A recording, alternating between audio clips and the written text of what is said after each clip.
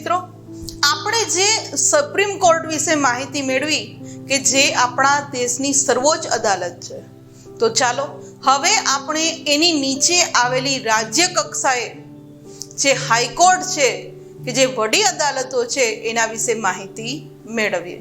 વિદ્યાર્થી મિત્રો, ભારતની અંદર આપણે આગળ જ જોયું હતું કે આપણું ન્યાયતંત્ર છે એ સળંગ, સુગ્રથિત, એકતંત્રી પિરામિડ આકારનું છે. ન્યાયતંત્રની અંદર જે વ્યવસ્થા મૂકેલી છે આપણા બંધારણમાં, એમાં વચલી કડી જે કહેવાય એ વચલી કડી રૂપ જે અદાલત છે એ છે આપણી રાજ્ય કક્ષાની અદાલત, કે જે રાજ્ય સ્તરે આવેલ અદાલતને આપણે વડી અદાલત તરીકે ઓળખીએ છીએ. કારણ કે સૌથી ઉપર ટોચમાં સુપ્રીમ કોર્ટ છે ને એના તાબા હેઠળની એટલે કે જે કાંઈ જિલ્લા કક્ષાની છે, તાલુકા કક્ષાની, તો વચ્ચે કોણ આવે છે? તો વચ્ચે આવે છે રાજ્ય સ્તરની વડી અદાલતો. એટલા માટે જ વડી અદાલતને આપણે ન્યાયતંત્રની વ્યવસ્થામાં વચલી કડી રૂપ કહીએ છીએ. વિદ્યાર્થી મિત્રો, જે રાજ્યના વિસ્તારોમાં કોઈ પણ રાજ્ય હોય છે એની અંદર આવેલા જેટલો પણ વિસ્તાર છે એ વિસ્તાર માટે વડી અદાલત એટલે કે હાઈકોર્ટ છે એ સર્વોપરી ગણવામાં આવે છે. એટલે કોઈ પણ વ્યક્તિ જે તે રાજ્યનો કોઈ પણ પ્રશ્ન છે તો એની વડી અદાલતમાં જ સોલ્વ કરવામાં આવે છે. આપણા ગુજરાત રાજ્યની વાત કરીએ તો ગુજરાત રાજ્યની વડી અદાલત આપણે આ ઇમેજની અંદર જોઈ શકીએ છીએ. ત્યારબાદ વાત કરીએ વિદ્યાર્થી મિત્રો, તો પ્રત્યેક એકમ રાજ્યમાં, કારણ કે આપણો ભારત દેશ છે એ સંઘ એટલે કે જુદા જુદા રાજ્યોનો બનેલો છે.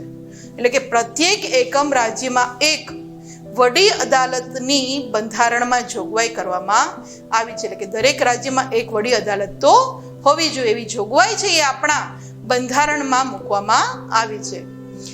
જ્યારે ક્યારેક એવું બને છે કે બે અથવા વધુ રાજ્યો માટે એક સામાન્ય વડી અદાલત રચવાની સત્તા રાષ્ટ્રપતિને પણ છે. કે રાષ્ટ્રપતિને એવું લાગે કે બે રાજ્યો જે નાના નાના છે, નજીક નજીકના છે, તો એ બેની વચ્ચે અથવા બે અથવા વધુ રાજ્યો વચ્ચે એક જ વડી અદાલતની જરૂર છે, તો રાષ્ટ્રપતિ પાસે વિદ્યાર્થી મિત્રો એવી સત્તા છે કે ત્રણેય રાજ્યો વચ્ચે, બે રાજ્યો વચ્ચે એક જ વડી અદાલતની રચના કરી શકે. તો આ સત્તા છે એ આપણા રાષ્ટ્રપતિને આપવામાં આવી છે. જે આ ઇમેજની અંદર આપણે જોઈ શકીએ છીએ કે આપણા રાષ્ટ્રપતિ રામનાથ કોવિંદ ઈચ્છે તો કોઈ પણ બે રાજ્ય વચ્ચે અથવા બે થી વધુ રાજ્ય વચ્ચે એ એક જ વડી અદાલત મૂકી શકે.